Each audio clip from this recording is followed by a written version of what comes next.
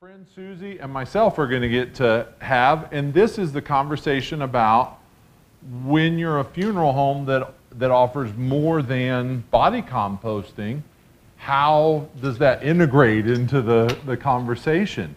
And as I introduce Susie, I want to let you know that we've had a wonderful relationship with Feldman Mortuary since before composting was offered in Colorado. They do many things ecologically, as Susie's going to share with you, and so our relationship began back when the Natural Funeral was offering alkaline hydrolysis and not composting, and now of course we offer both. But our relationship with Feldman Mortuary has been long and enduring, and it's a relationship we're very proud of because the Venn diagrams of our hearts is kind of a beautiful overlap. And so my friend Susie's here and going to start, and then I'll talk in just a little bit. So please welcome Susie Johnson from Feldman Mortuary. We'll do pictures later. You guys just take it down a notch. My God. So I am still Susie with Feldman Mortuary. I hope it wasn't a My bad. It's okay. gong.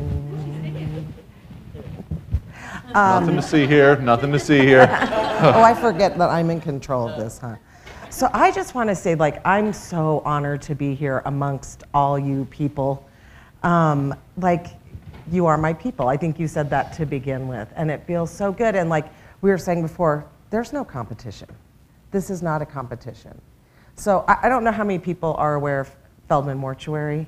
A couple of people. So Feldman is Colorado's oldest family-owned and run funeral home, which is really a big deal. So we've got our fourth generation.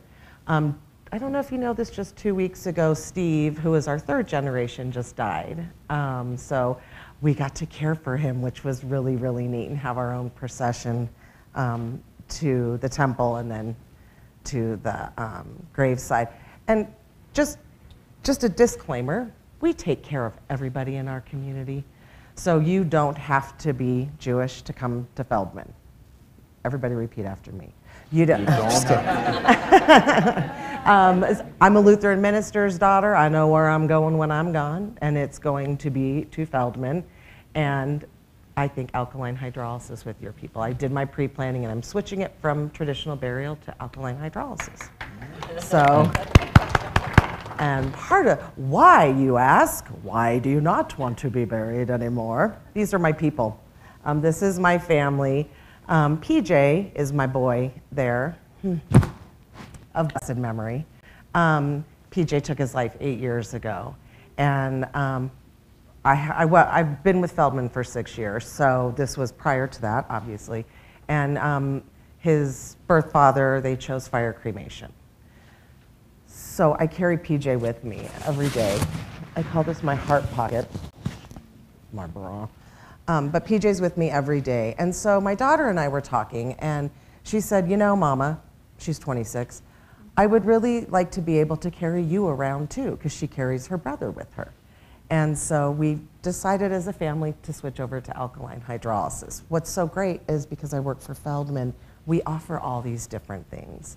So this is my husband and I have been together 25 years. So I don't know how many Denverites there are, but that was at Blinky the Clown's funeral. We had the red noses on. I was never on the Blinky show. I'm gonna call my dad after this. And there's a picture of me and Gabby, and that's with our teddy bear, and I'll tell you more about that. Just some brief history. One of our girls at work found all of these articles. So the coach, that's Steve of blessed memory, and then we love that mortuary with a heart and soul. That's from, I think, like 1937. I don't know if you can read that. Our traditions require that sincerity and honesty guide our service to the public. And that really is so true 86 years later, that is who we are. So you can see the family up there. Jim Cohen is is the president of the company now, and just a wonderful, wonderful human. So proud to work for him. This is our team. That's Dewberry on the end. Dewberry is our comfort specialist. He went to college to be a comfort specialist. And his mother, Jamie Sarche, says, he failed out of college. And she said, college isn't for everybody.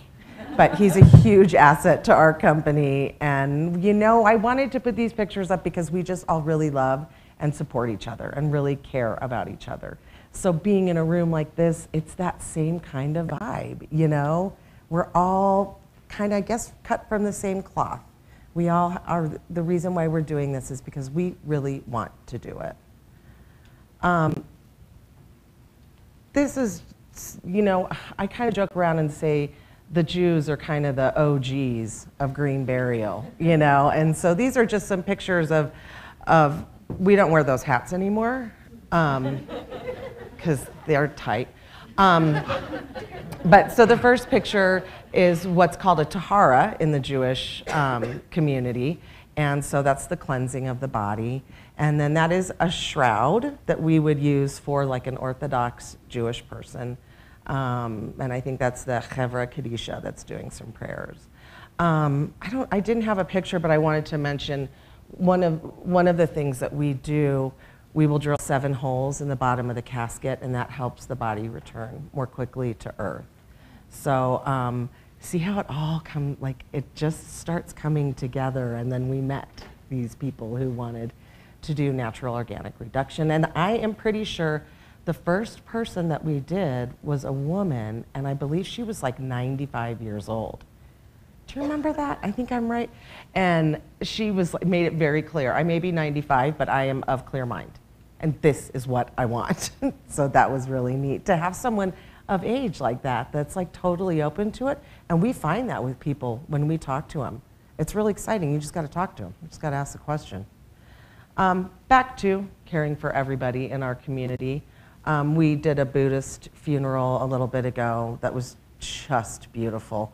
The rituals and traditions, which are huge. You will hear people say, I don't care, when I die, throw me off a mountain.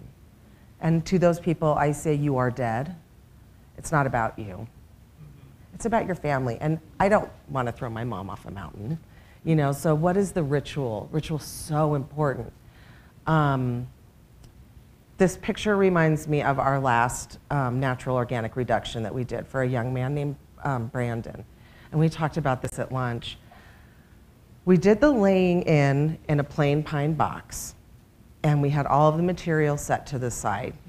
Seth came and showed us, exactly in what order we're going to do it. It was supposed to be a small family service. It was actually, I think, like 40 or 50 friends and family of Brandon that came, and each person took a scoop. Well, they were supposed to use the scoop. And I said, you don't have to use the scoop if you don't want. And everyone used their hands. And I'm just watching this like, oh, this is so powerful. We want to do. When someone dies, we want to do. We Lutherans will make you a tuna casserole. That is what we are going to do for you. So we want to do. Jewish people, they sit Shiva. So for 7 days, people come in there with them. I got to tell you, the biggest takeaway from today for me is, Carrie, did Carrie say it? The long goodbye. Because that was one of the things, in all honesty, Micah is so honest, and I love his honesty, so I'm going to be really honest. I'm like, y'all, that's a long time to wait for your person to come back. What a beautiful, long goodbye. And I say that with PJ. It's been 8 years. It's the fastest, slowest 8 years of my life. And the best years of mourning have been at Feldman. And because I'm in the presence of people like you, where if I can't get out of bed because holy shit, I can't believe my kid is dead, still 8 years later, I'm surrounded by people that are gonna love me and care for me. And that's really, really special to feel safe that way. So I love the long goodbye. That's, I think, the biggest takeaway for me. Remember that teddy bear in the first picture? That was given, 2 of them, to my daughter and myself from the coroner in Grand County. And I am 50 years old, and I sleep with that teddy bear every night of my life. And when we travel, Gabby takes her teddy bear. And it just, and plus the teddy bear we have is the same. PJ was a ginger. He was a redhead. And the color of their hair is almost the same. And so I took from that, when we have littles that come to Feldman, I give them a teddy bear. And I say, you can name this teddy bear whatever you want, if it's after grandma or Bubby's, you know, whoever it is, you can name this teddy bear whatever you want. And I've had people call and tell me that they really did appreciate that, their kids really love that. But it also gives them a good feeling leaving a funeral home. That one lady gave me a teddy bear, and it made me feel really special. And so that is something that I continue to do. There's a picture of a graveside. What did somebody say? You know, bring the funeral outside, not inside. Unless you're in Denver and it's 2 degrees outside and you got this rabbi, then maybe inside's okay. The other picture down in the lower corner, when people come into our care, we light a candle at the head and the foot of the bed. And that candle stays lit until they leave our care. And that is every single person that comes to Feldman. And it's so beautiful, and it brings people so much comfort to know that their person is surrounded by that love and light. One of the other things we do, we kind of got away from it, and I'm after this conference, I feel pumped. I don't know about you people, but I'm gonna bring it back. We handwrite people's names and place it on their chest. You know, they have all of the, and we don't refrigerate people, we use packs. But we handwrite their names.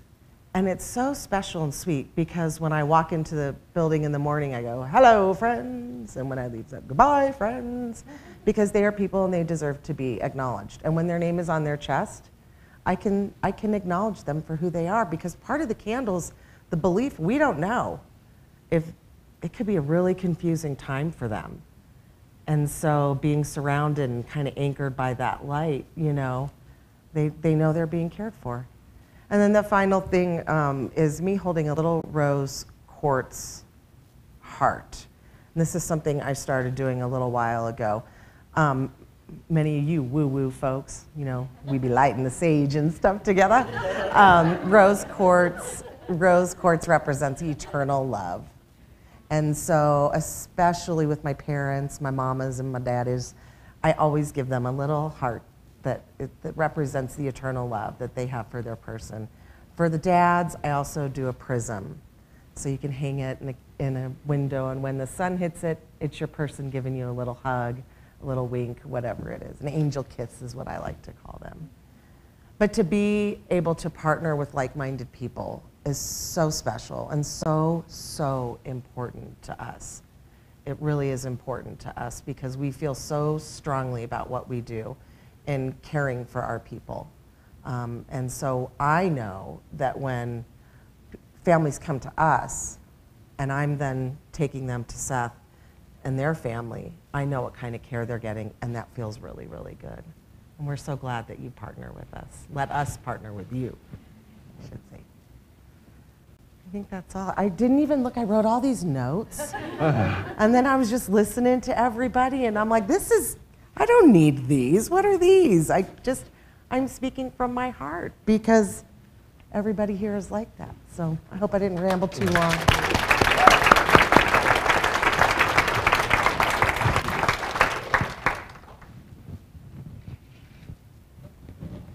Thank you, Susie. Do you want me to bounce? No, we're gonna do questions at the end. Okay. I'm gonna, these folks have heard from me so many times throughout the last 2 days. I'm gonna keep mine short and sweet, and then we'll let folks ask some questions. So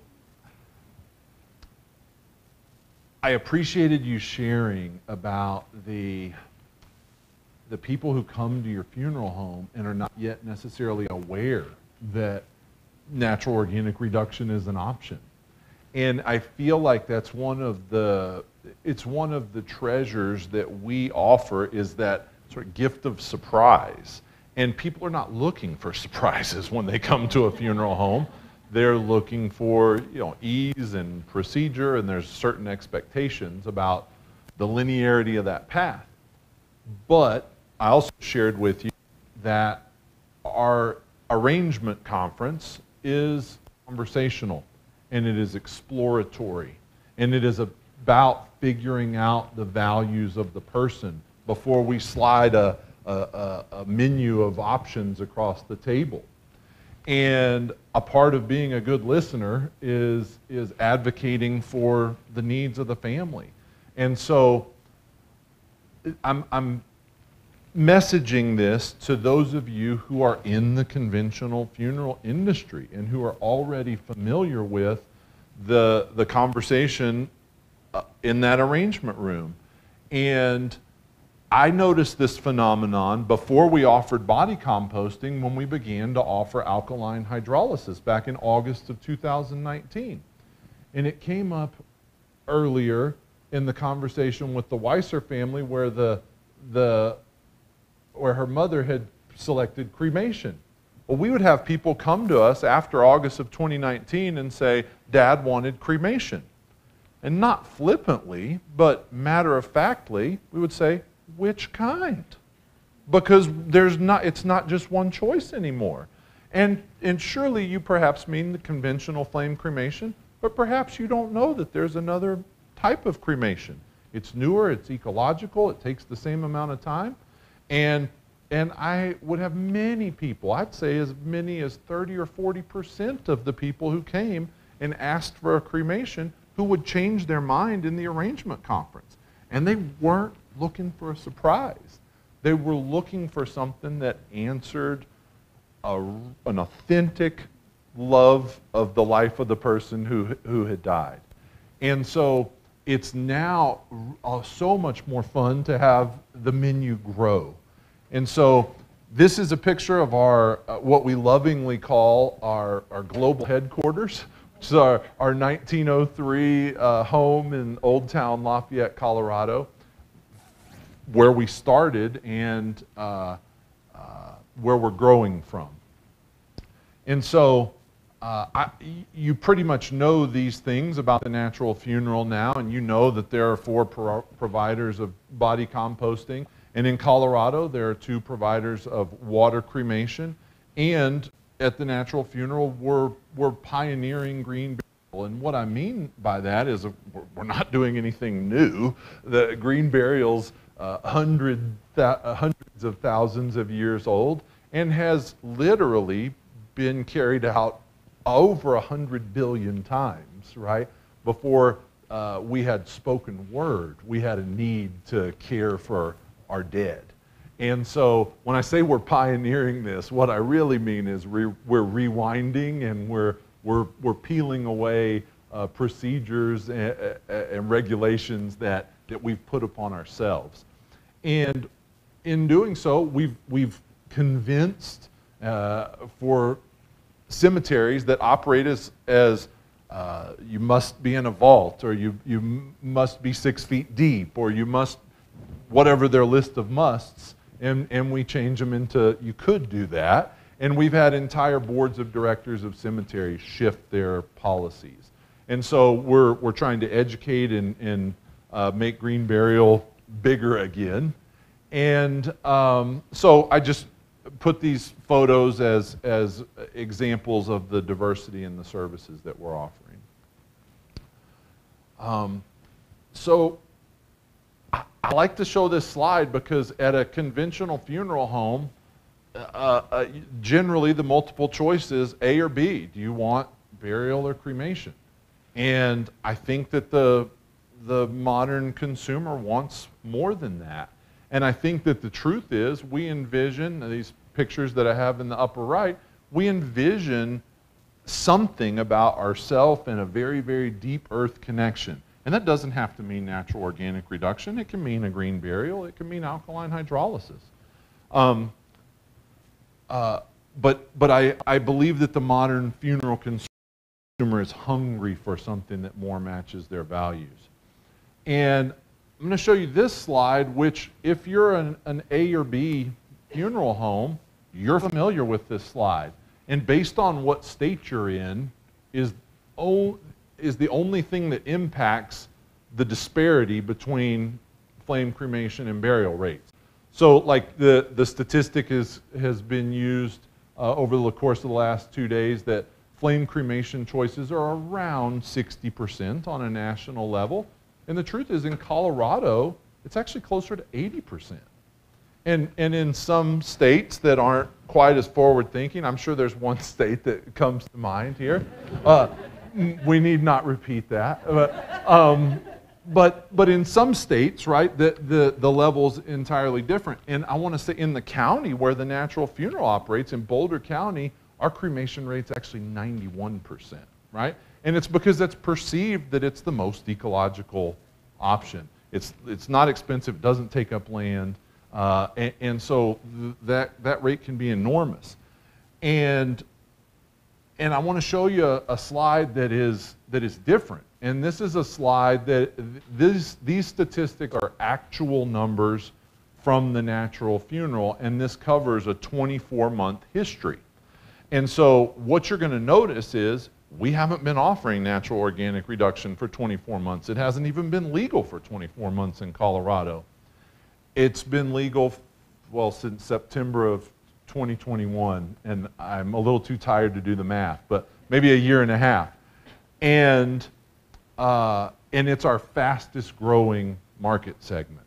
It's the fastest growing disposition choice at the natural funeral, and it's by far the most expensive choice that the natural funeral offers. And that's not out of, we want it to be the most expensive price, it's because we're in the middle of designing and constructing and upgrading chrysalis vessels and innovating in the space. And we're actually moving into our third generation of vessels in the last 18 months.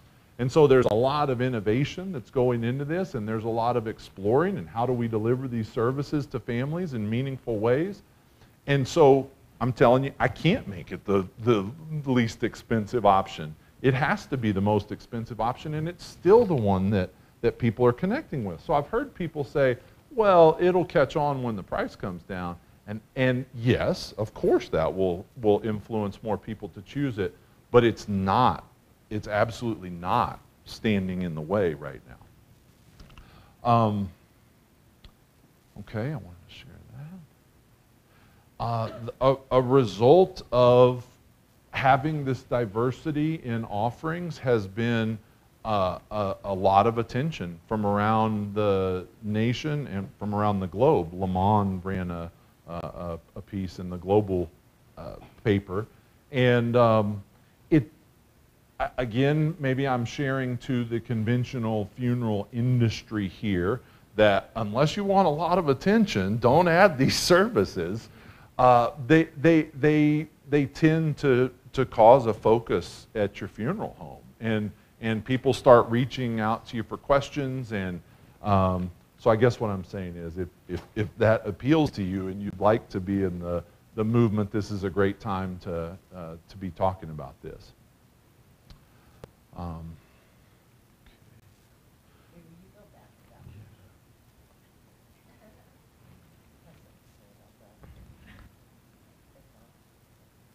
was like, no, I cut you off. No, it should be. Okay. No, anyway, I'll just, Wait, there you go. okay. Does this picture not just represent exactly who this human being is?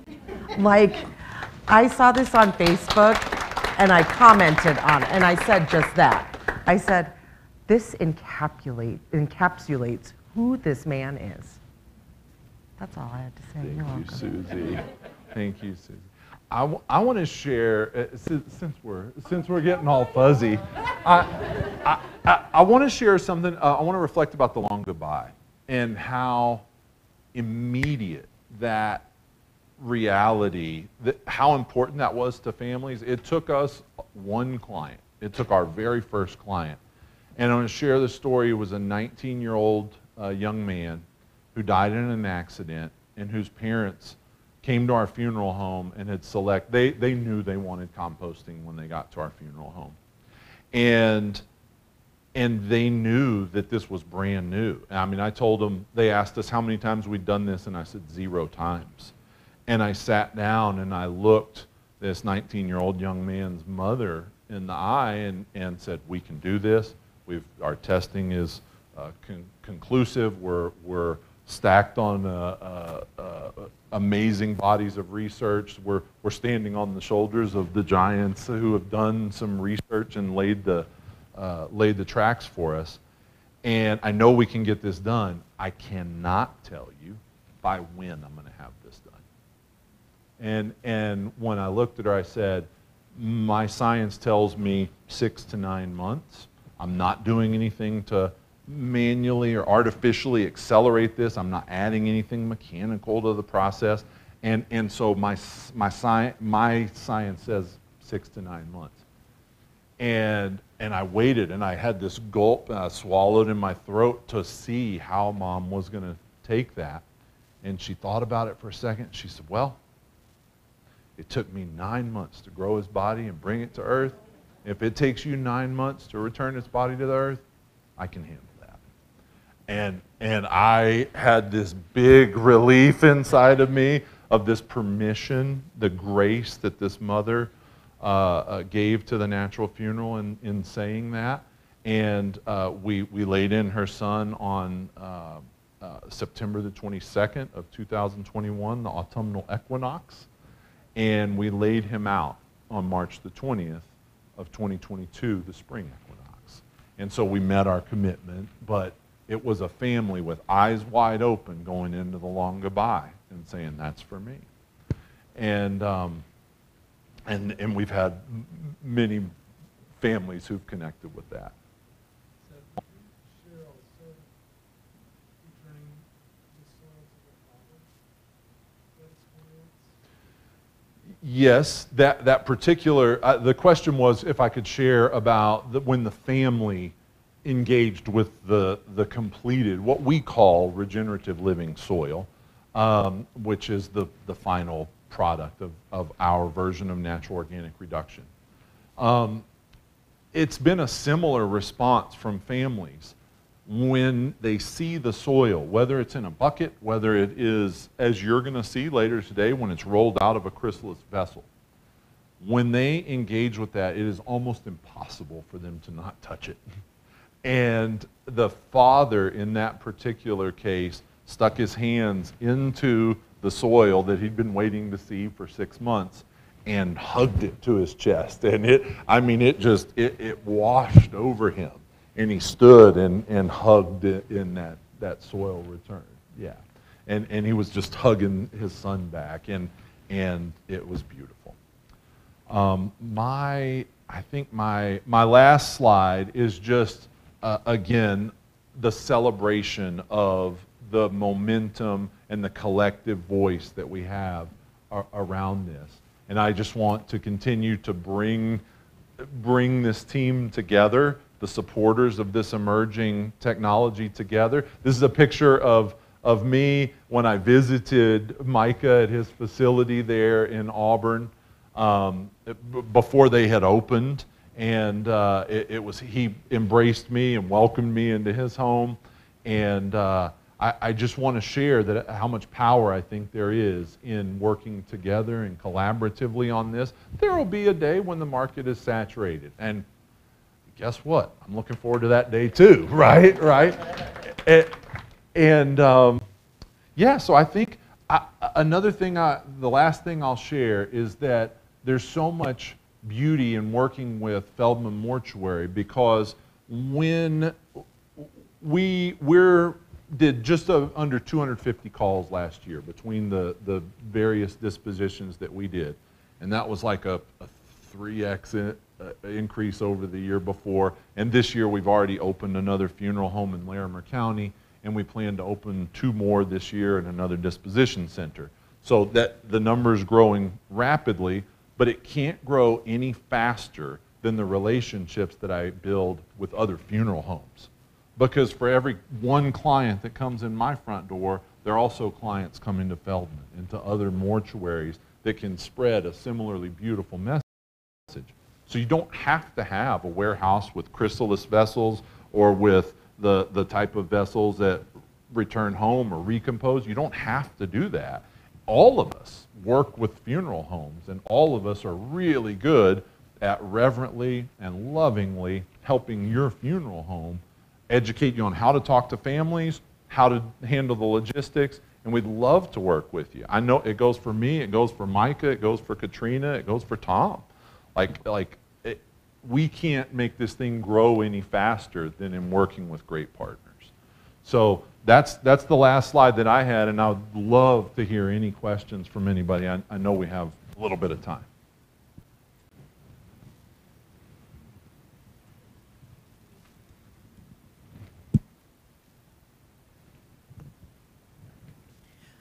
So we know the Catholic community has not embraced, nor how has the Jewish community reacted and embraced? I mean, it sounds like there's a relationship there, but do you know what their initial reaction was? I don't know that I could say like initial reaction because I just don't know, but people have responded very positive to it. And same with alkaline hydrolysis, with water cremation, you know, and maybe that's a Colorado thing too. I don't know.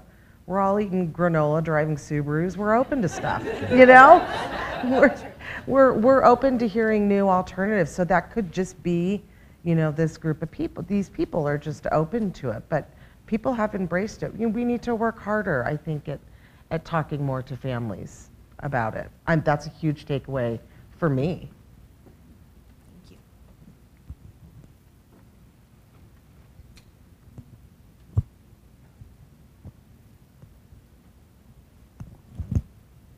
Told you fair warning. Oy. Seth, good job again, as always. Susan, this one's for you. Because I'm so excited about what Seth has brought us all together here for. You said something I think is so important, because one of our fears about offering new services to families is the fear of change and the fear of retooling our facilities. And our facilities in a small rural area, and we're thinking of adding in cold storage. We don't have that currently because we didn't need to, because traditionally families were asking us to embalm, and we didn't need to. But with the Jewish mortuary and one of your size, you're not using refrigeration. We don't even have Okay. refrigeration. Yeah, please talk to us about that, because that is one way all of us can lower our carbon footprint right there. And I want to know more about it. The ice packs, right? We use the ice packs. Our prep room is, you know, the basement. It's the lower level. We're in a 100-year-old home. So it's cool down there. And so actually what I love about not having refrigeration is we are literally caring for our people. We have to go down, you know, several times a day. We have to untuck people, place the ice packs, and then we get to tuck them back in and put their little name on it. You know, we're really caring for people. We have had situations where we have to call on friends, the coroner, you know, where we need to maybe borrow a Right. Frigidaire for a couple of days or more.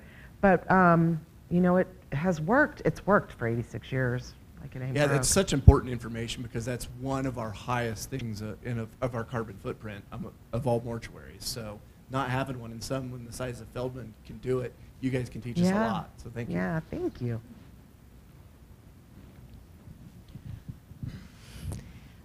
Seth, I really appreciate you working with other funeral homes. I know that's true because, you know, down in Canyon City, I do pre-need for Harwood, and we have a lot of families that ask about human composting, and it's awesome to be able to say that even down in West Cliff and way out there, we're able to take a family to where you're at, and being able to see the laying in ceremony and how you can take this somewhere for that.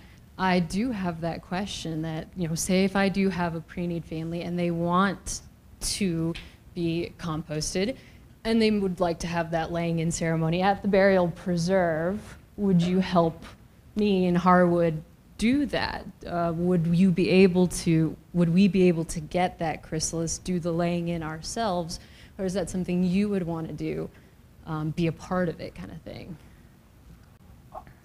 The answer to the question in almost any flavor is yes. And as far as the logistics of who transports the vessel, when it gets there, who leads the laying in, whether we're even on site or not, those are all secondary questions. Refer to Part A. Yes. Like, yes, we can do that. And the story that at Feldman that they shared recently about the laying in, where they did something that was like a hybrid even of that, and they innovated the design of that, and they used a pine casket and then put bulking agents there, and then we transferred that person into the chrysalis when we got, we needed to go from something this size to something that size.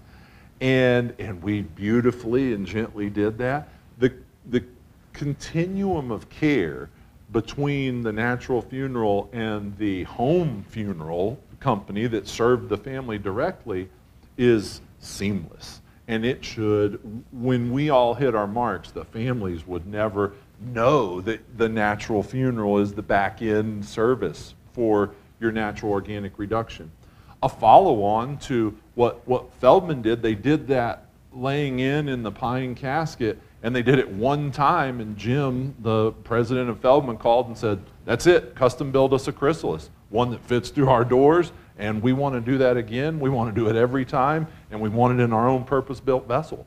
So we can custom build a chrysalis that fits through the doors of wherever you are. And then, of course, if where you're going is one of my favorite places on earth, the Colorado Burial Preserve, that's wide open spaces, and we can get a chrysalis there, no problem. Yeah. It's going to be normal one day seeing a chrysalis rolling down I-25 on the back of a... Well, hopefully not rolling down. Well, no. Cruising down. Yeah. Hi, it's me again. I'm wondering at what capacity you guys are operating at, and I'm curious about all 4 operators too, if we have any information on that. I have market intel. I mean, I can't speak on behalf of the other operators. So 100% disclaimer, this is all speculative. I think Recompose has around 40 vessels operational right now, and I think that they've done this process around 250 times. I know that Return Home has 74 vessels in operation, because you saw a picture of me standing in front of them. And I believe that they're around the 150 or so processes. Again, I don't have their books. And I'm less informed about Earth.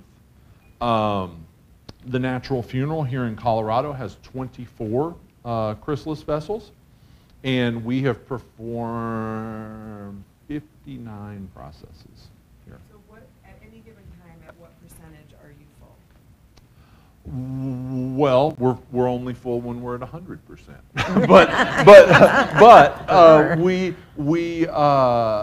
We have not hit that yet. And the reason, that's not true. We filled when we had 1 vessel. In fact, I got a call from Jim from Feldman Mortuary, and he said, we've got our first client. And I said, I don't have a space. There's no room in the inn. And Feldman Mortuary has worked with Return Home and worked out of state. And I said, oh boy, okay, the fix for this, I never want to say no to that question again. And with a background in as a contractor in construction, all of our systems are designed in-house, and so we build them, and the blueprints are ours, and the design is ours. And so scalability is not the problem, just the ability to fit hours in the day is.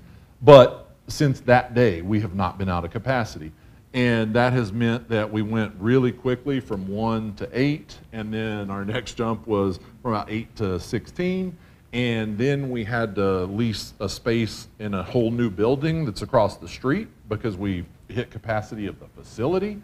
And now we're at 24 vessels. And I would say we currently have about 15 decedents in our care. So maybe 9 vessels are ready. And that's, I'm going from memory, I don't have the in front, but approximately there. And our process now, I described for you earlier that it was a 6 to 9 month process through refinements in in our own processes internally, we now have that, it's a 2.5 to 4 month process. Here. I have a question for Miss Susan. I understand Feldman offers green embalming. I was wondering how common that is and what your thoughts are on it. We are just starting to look into that. So I don't have a whole lot to say on that, except for we don't do a lot of embalmings anyway.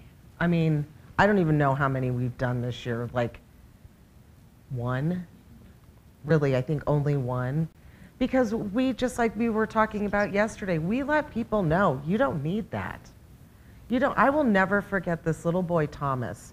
I will never forget him because he was 3 and darling, A.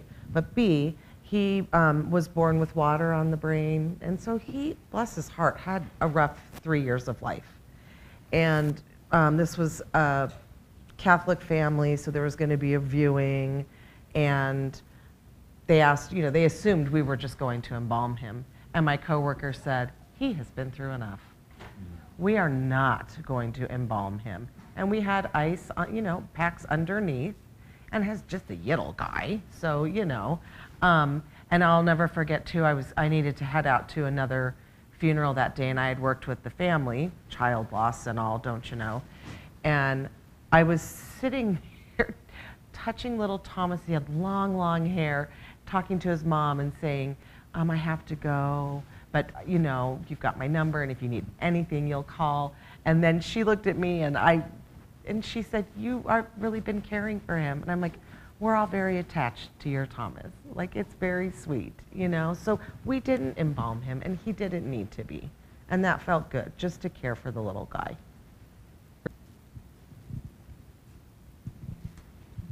So many people have touched on this, but you two also touched on this between rituals and different religions and your relationship with them. But I'm from Colorado Springs, and we just had a tragedy happen last year.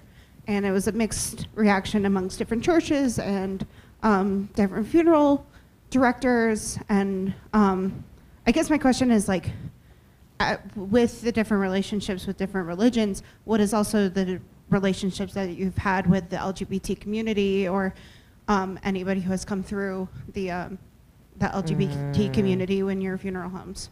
Do you want to, I mean, I can also speak on that. Yes. Why don't you go first? We are open. We have a sign on our front door that we are a safe place. We're a safe place for everybody. But I was part of the LGBTQ Chamber of Commerce pre-COVID. And one of the things about our chapel is it's a non-denominational chapel. So, you know, and by the way, this always sounds like I'm going to tell a really bad joke. I need to figure out a punchline. But so this Buddhist priest calls this Jewish mortuary and no joke, this really happened. This was pre-Susie time there. And Jim answered the phone and he said, I have called every funeral home in Denver proper. In my culture, we sit with our people. And I have just been shut down everywhere. And Jim's like, oh, yeah, so what you're going to want to do is you go in the west side of the door, and then we have a room there for you. It's comfortable, not too comfortable. You don't want to fall asleep. I mean, we just opened the door right up for this guy to come in. And that's what being a community is. That's, you know, touching your community. And so we're honored to care for everybody, and meet them where they're at. And we have. And we will continue. And I am so sorry for what happened in Colorado Springs. In fact, one of our funeral directors was supposed to go to the club that night and didn't. So we love you and we support you.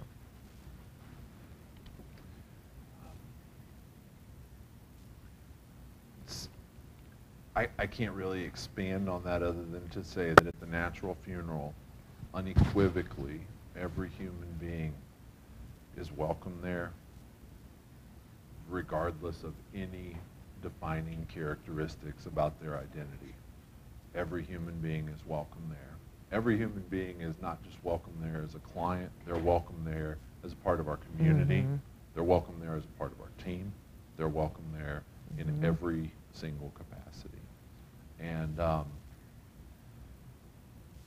we really do, like our team has our training is kind of unique, I would say. And some of our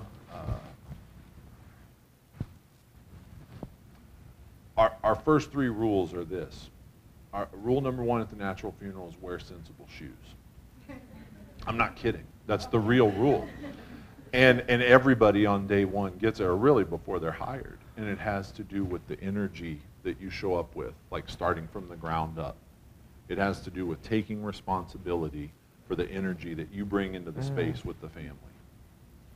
And when you put on your shoes that day, know that. When you walk through the door, know that. You're there in the right shoes. The second rule is that we don't say, I'm sorry for your loss. Apologies to those who do, but I haven't even earned that right yet. I don't know you. Not all losses or people are sorry about. And I am not going to throw a platitude your way. I'm going to boldly step into the conversation and I'm going to say thank you for the spirit that you bring today. Thank you for allowing us to honor your loved one. And I'm going to start from a position of gratitude, and our whole team does that. And then the third rule is that we have a prejudice for everyone who walks in our door. And it doesn't matter what their request is or who they are or where they're from. We have a prejudice of yes. We have a prejudice toward you. You're here for a reason, and it is sure as hell not our judgment. It's for us to serve you. And so everybody's welcome at the natural funeral all the time. And I want to add to that what Seth just said as far as the no judgment. You know, that's how I feel at Feldman. And this may not feel good to some people. But if someone comes to me and they really want their person cremated by fire, I'm going to honor that for them. It's not my job to tell someone what they should or shouldn't do with their person. I mean, PJ was cremated. If I could have had it my way and we would have known an alkaline hydrolysis was a thing then, we would have done that. But we certainly do take that moment to say to people, like, you know, like you say, which one? When people say cremation, we just say, you know, which one? Do you want the traditional fire or would you like water? And, you know, there goes the conversation. It's a wonderful conversation that we have. But everyone is welcome to us and what they want. It is our job to serve. There's this old song, an old Lutheran song, what is our purpose to be? You know, what is my purpose to be? My purpose to be is to be a servant. And I am to serve the community. And right now in this environment, it's people and their families and their dead loved ones. That's my job to do.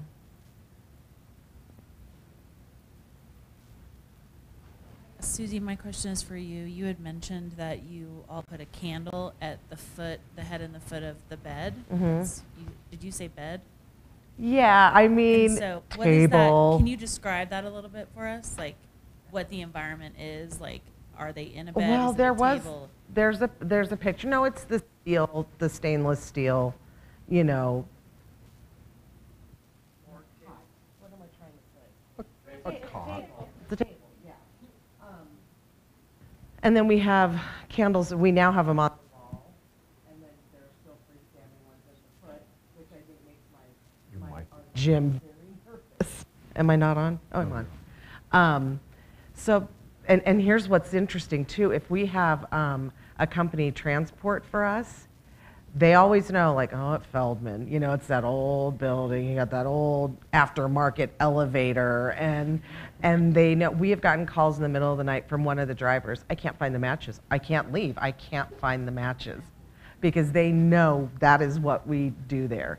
So I hope that answers your question. I mean, we just, you know, they're on the metal table, and then we place the ice packs, and then a sheet over them. Which is also great because we encourage tours. We want people to come see. You know, there are some other places. They are not inviting us to take tours of their prep rooms. We are. Like, we have, you know, the synagogues bring their kids. These kids come and walk through our prep room. You know, we want to prep them. We want them to see what happens. So that's, I hope that answered your question. All right, y'all. We're at time, and so we're going to go into, can somebody confirm, do we have a break next? Is that right? And what time do we come back from the break? Okay, be back in here, please, at 3:15. We're going to have, the next thing is a panel of land stewards who are using living soil or NOR product in their environments, and then a laying out ritual. See you at 3:15.